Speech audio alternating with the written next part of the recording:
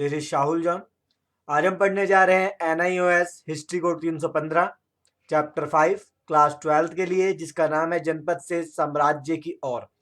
इसमें हम important topic को ही डिस्कस करेंगे जो एग्जाम पॉइंट ऑफ व्यू से बहुत जरूरी है।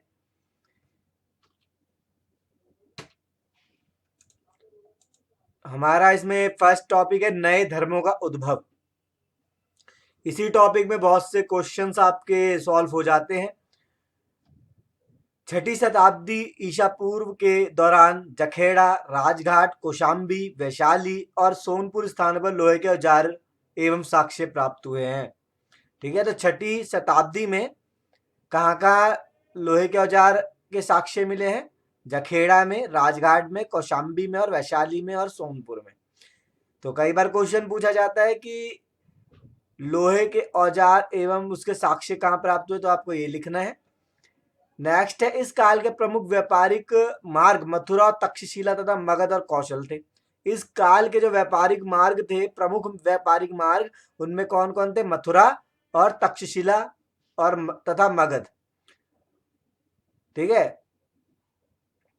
तो इनमें से ही आपके क्वेश्चन बन जाते। जैसे सेकंड का क्या बन गया कि प्रमुख व्यापारिक मार्ग बताइए उस काल के। ठीक है, नेक्स्ट है, सांचों में ढलाई करके बनाए गए मुद्रांकित सिक्कों, जिसे पंचमार्क भी कहते थे, सिक्के की खोज से विकसित व्यापार की खोज मिलती है। सांचों में ढलाई करके बनाए गए मुद्रांकित सिक्कों की खोज से विकसित व्यापार की खोज मिलती है। इससे पता चलता है जो सिक्के मुद्रांकित सिक्के थे, यानी कि जो पंचमार्क करके बनाए जाते थे, उससे पता चलता है कि जो व्यापार था वो बहुत ज्यादा विकसित हो चुका था। फोर्थ है, प्राचीन सिक्कों को पंचमार्क इसलिए कहा जाता था क्योंकि इसमें अर्ध चंद्राकार, मछली, पेड़, पहाड़ी आदि के चित्र अंकित थे। और जो पुराने सिक्कों को पंचमार्क क्यों कहते थे? क्योंकि इसमें क्या था? अर्ध चंद्राकार यानी कि आधा चांद दिखाई देता था, मछली थी, पेड़, पहाड़ी, ये सभी के चित्र दिखाई देते थे एक ही कॉइन पर। हर कॉइन पर अलग अलग बने हुए होते थे। उस समय ब्राह्मणों द्वारा वैश्य और शूद्र से भेदभाव किया जाता था। जैसा कि आपको पता है, ब्राह्मण, क्षत्रिय, वैश्य, शूद्र 4 थे। तो उनमें से ये ब्राह्मणों द्वारा किससे भेदभाव किया जाता है? वैश्य और शूद्र से। इसलिए उन्होंने बौद्ध और जैन धर्मों जैसे गैर वैदिक ग्रंथों को संरक्षण दिया, उन्हें अत्यधिक दान दिया। इसलिए क्या हुआ? इसलिए बौद्ध और जैन धर्म जैसे गैर वैदिक ग्रंथों को संरक्षण दिया कि इन्होंने लोगों ने, और अत्यधिक दान भी देना स्टार्ट कर दिया। बौद्ध और जैन धर्मों के साथ कई विचारधाराओं ने ब्राह्मणों को चुनौती दी थी। अब जब बौद्ध और जैन धर्मों को के विचार अच्छे थे, वो भेदभाव नहीं करते थे, और बहुत से कई विचारधारक भी थे ऐसे, तो उन्होंने किसको चुनौती दे दी? ब्राह्मणों को चुनौती दे दी। जिसमें से एक थी आजीविका, जिसकी नींव मखाली घोषाल ने रखी थी। तो एक का नाम था आजीविका, जिसकी नींव किसने रखी थी? मखाली घोषाल ने। नेक्स्ट है, जैन धर्म के संस्थापक वर्धमान महावीर थे। जैन धर्म के 24 तीर्थकर थे, उनमें से 2 के नाम पार्श्वनाथ और महावीर थे। ठीक है, तो आपको याद रखना है जैन धर्म के संस्थापक कौन थे? वर्धमान महावीर। 24 तीर्थकर थे, और 2 कौन थे? पार्श्वनाथ और महावीर। बौद्ध धर्म के संस्थापक कौन थे? गौतम बुद्ध। इन्हें एशिया का ज्योतिपुंज भी कहा जाता है।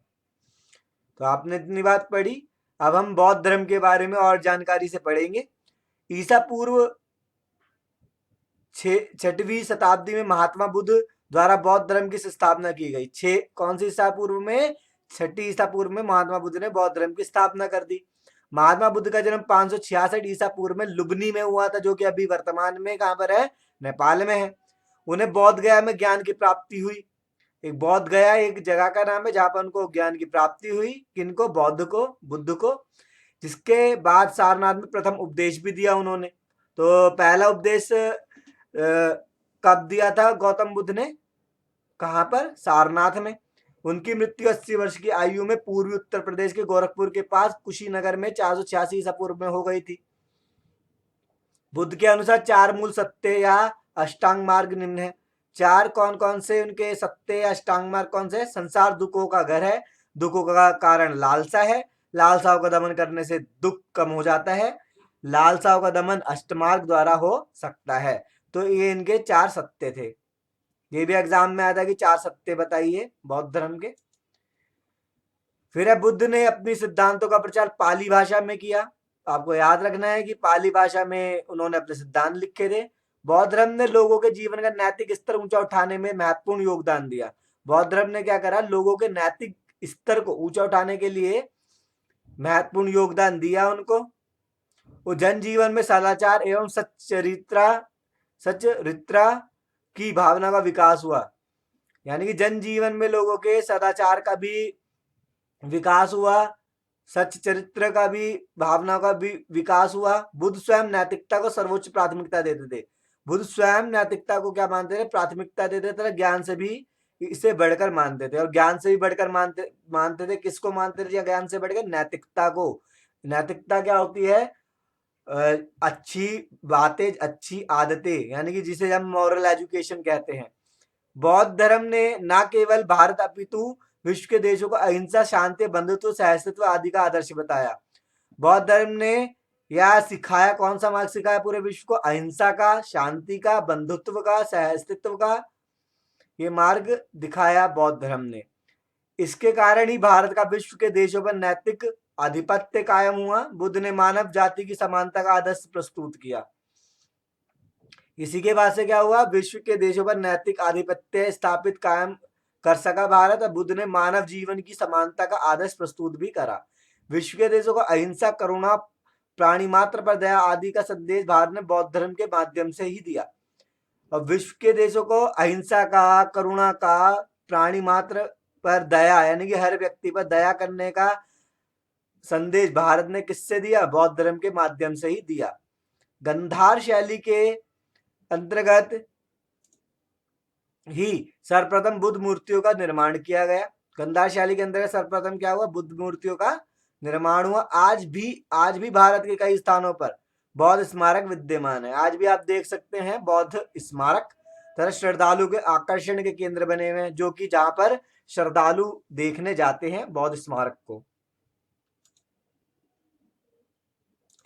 नेक्स्ट क्वेश्चन आता है, हीनयान और महायान में अंतर कीजिए। तो जिन भिक्षुओं ने बौद्ध के बताए मार्ग को चुना वो हीनयान कहलाए। ठीक है, जिन्होंने बौद्ध के बताए हुए मार्ग को चुना वो हीनयान कहलाए। जिन भिक्षुओं ने ना अपना अलग संघ बना लिया और ना गौतम बुद्ध के बताए मार्ग को नहीं चुना वो महायान कहलाए। ठीक है, सिंपल सी बात है। जिन्होंने बौद्ध धर्म के मार्ग को अपना लिया वो हीनयान थे, और जिन्होंने नहीं अपनाया बौद्ध धर्म के मार्ग को तो वो महायान थे।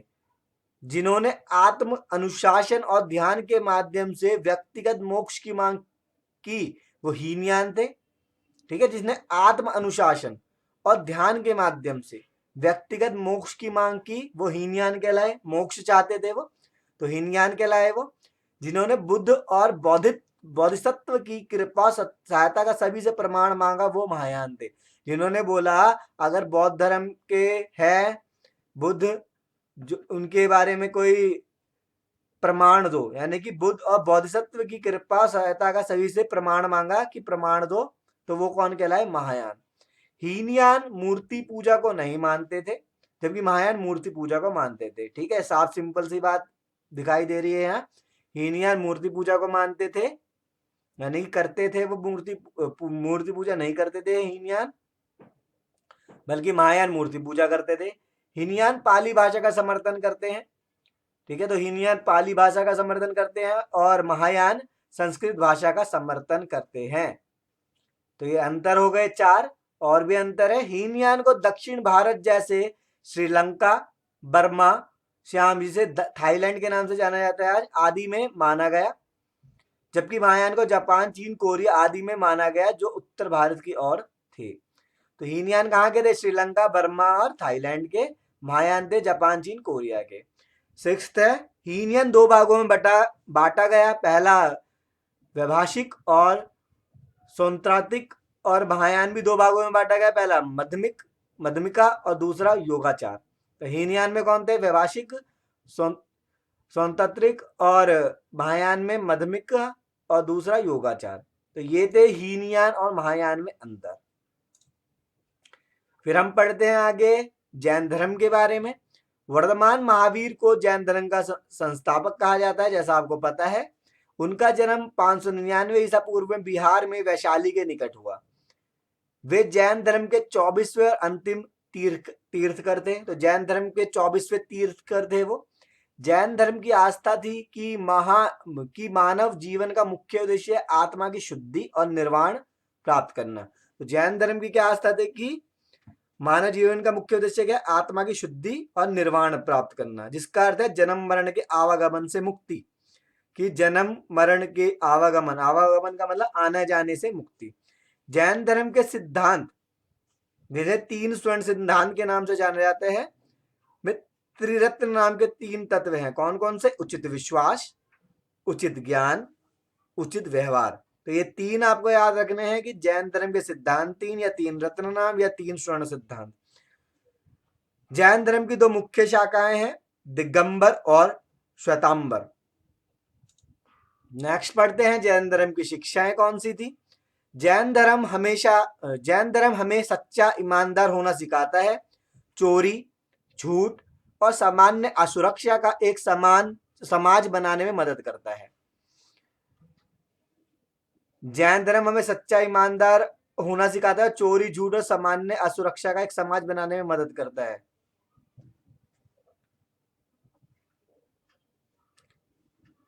कि ऐसा समाज बनाना है, यानी चोरी झूठ से दूर रहना है। सेकंड है, जैन धर्म प्रत्येक जीवित पदार्थ के बीच आत्मा के अस्तित्व में विश्वास करता है। जैन धर्म क्या करता है? प्रत्येक जीवित पदार्थ के बीच आत्मा के अस्तित्व में विश्वास करता है, इसलिए इसने शाकाहार पशु बलि के त्याग को प्रोत्साहित किया। तो उन्होंने बोला कि शाकाहारी होना चाहिए व्यक्ति को, पशु बलि यानी कि पशुओं को नहीं मारना चाहिए, क्योंकि जैन धर्म क्या करता है? जीवित पदार्थ के बीच आत्मा के अस्तित्व में विश्वास करता है, इसलिए वो शाकाहारी होने के लिए बोलता है लोगों को और पशु बलि को मना करता है, यानी कि पशुओं को मारना। थर्ड है, यह सबसे मानवीय आधारों से महत्वपूर्ण है और इसने समाज में एक बदलाव लाया है। ये मानवीय आधारों से महत्वपूर्ण है जैन धर्म की शिक्षाएं, और मानव समाज में इसने क्या लाया? एक बदलाव। फोर्थ है, अहिंसा, संयम और तप ही धर्म है। जैन धर्म की शिक्षा में क्या बोला गया? अहिंसा, संयम। अहिंसा मतलब क्या होता है? लड़ाई झगड़ा ना करना। संयम मतलब धैर्य रखना, पेशेंस रखना अपने में। तप ही धर्म है। तप करना यानी किसी को पाने का तप करा जाता है जैसे। तो ये 4 जैन धर्म की शिक्षाएं हैं। अब हम पढ़ने जा रहे हैं 16 महाजनपद। तो 16 महाजनपद हुआ करते थे उस समय में, कुछ यहाँ पर हमने लिखे हुए हैं। लोहे से बने बेहतर औजारों और शस्त्रों के प्रयोग से कुछ क्षेत्रीय राज्य बहुत विशाल प्रदेश बन गए, जिन्हें महाजनपद कहा गया। तो महाजनपद किसे कहा गया? लोहे से बने बेहतर औजारों और शस्त्रों के प्रयोग से। ठीक है, तो लोहे से बने जो बेहतर औजार थे और हथियार थे यानी शस्त्र थे, कुछ क्षेत्रीय राज्य बहुत विशाल बन गए, जिन्हें क्या कहा गया? महाजनपद। कुछ महाजनपद के नाम यहाँ पर है आपके सामने। काशी, कौशल, अंग, चेदी, वत्स, कुरु, मत्स्य। तो इसकी राजधानी है काशी की वाराणसी, कौशल की सारस्वती, अंग चंपा, चेदी शक्तिमती, वत्स की कौशाम्बी, कुरु की इंद्रप्रस्थ, मत्स्य की विराट नगर। आगे बढ़ने से पहले मैं आपको बताना चाहता हूं कि अगर आप इस पूरे कोर्स के नोट्स को और वीडियो को देखना चाहते हैं तो पूरे के पूरे, तो आप प्ले स्टोर से जॉन अकेडमी की ऐप को डाउनलोड करना ना भूलें। वहां पर आपको सारी की सारे चैप्टर्स की वीडियो और हर सब्जेक्ट की वीडियोस, चाहे वो कोई सा भी एग्जाम हो, चाहे वो कोई सा भी बोर्ड हो, चाहे वो NIOS हो, चाहे वो SOL हो, चाहे CBSE हो, सभी तरीके के आपको नोट्स मिल जाते हैं। अगर आपको NIOS हिस्ट्री कोड 315 के नोट्स चाहिए तो आपको जॉन अकेडमी की ऐप प्ले स्टोर से डाउनलोड करनी होगी। वहां पर आपको वीडियो के साथ साथ PDF नोट्स भी उपलब्ध हो जाएंगे। आगे बढ़ते हैं। नेक्स्ट है मगध का उद्भव। बिंबिसार मगध साम्राज्य का सम्राट था। वे पहले बौद्ध धर्म के अनुयायी थे। तो बिंबिसार कौन थे? मगध साम्राज्य का सम्राट। वे पहले बौद्ध धर्म के अनुयायी थे, लेकिन रानी चेलमा के उपदेशों से प्रभावित होकर उन्होंने जैन धर्म अपना लिया था। रानी चेलमा के उपदेशों से वो प्रभावित हुए और उन्होंने जैन धर्म अपना लिया। किन्होंने अपना लिया? बिंबिसार ने। उन्होंने अन्य राज्य को जीतकर अपने साम्राज्य का विस्तार किया। उन्होंने अपने राज्य का विस्तार कैसे किया? अन्य राज्य को जीतकर। यही विस्तार आगे चलकर मौर्य साम्राज्य के विस्तार का भी आधार बना। तो यही जो विस्तार है आगे चलकर मौर्य साम्राज्य के विस्तार का क्या बन गया? आधार।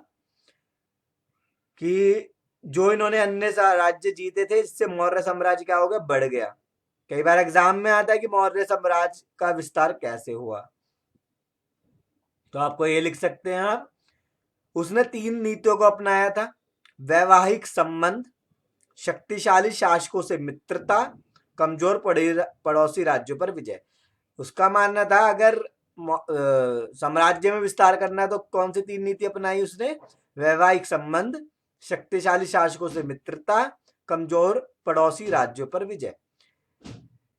ठीक है, कुछ नोट ये है। मगध, ये तो आपका क्लियर हो गया पूरा। मगध प्राचीन भारत के 16 महाजनपदों में से एक था। मगध क्या था? 16 महाजनपद जो हमने ऊपर यहां पढ़े थे उनमें से एक था। इसकी राजधानी गिरिव्रज यानी कि वर्तमान में राजगीर है, जो कि पाटलिपुत्र थी। आज के समय में इसको क्या कहा जाता है? पाटलिपुत्र। आज में राजगीर कहा जाता है, पहले पाटलिपुत्र था। ठीक है, तो मगध भी 16 महाजनपदों में से एक उनका एक राज्य था। तो ये वीडियो हमारी यही समाप्त होती है। अगर आप चाहते हैं कि इसका सेकंड पार्ट और पीडीएफ नोट्स, तो आपको वो ऐप में ही मिलेंगे जॉन एकेडमी की। तो आप जॉन एकेडमी के ऐप को प्ले स्टोर से डाउनलोड करना ना भूलें।